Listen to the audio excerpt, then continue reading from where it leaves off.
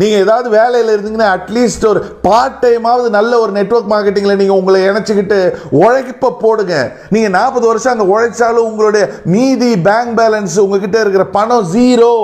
ஆனால் இங்கே ஒரு 3லேருந்து 5 வருஷம் நீங்கள் உழைப்ப போட்டிங்கன்னா உங்களுக்கு கீழே பல 100 பல 1000 பேர் இருப்பாங்க உங்களுக்கு கீழே வேலை செய்கிறதுக்கு. நீங்கள் 30 வருஷத்தில் வேலை செஞ்சாலும் சம்பாதிக்க முடியாததை 3லேருந்து 5 வருஷத்தில் நீங்கள் சரியாக முறையாக நெட்வொர்க் மார்க்கெட்டிங்கில் வேலை செஞ்சால் சம்பாதிக்க முடியுன்றதுனால தானே நான் சொல்லிட்டு இருக்கேன். இன்னைக்கு 60 வயசுக்கு மேலே உள்ளவங்க பிள்ளைங்க படிப்புக்காக வாங்கின கடனையும் பிள்ளைங்க கல்யாணத்துக்காக வாங்கின கடனையும் அடைக்கிறதுக்காக ரிட்டையர் ஆகி சந்தோஷமாக இருக்க வேண்டிய அந்த வயசில் செக்யூரிட்டி வேலைக்கு போகிற கொடுமை இன்னைக்கு நடந்துட்டு இருக்குங்க.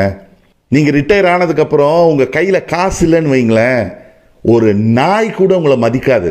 அப்புறம் தானே பிள்ளைங்க. ஏங்க புரிஞ்சுக்க மாட்டேங்கிறீங்க?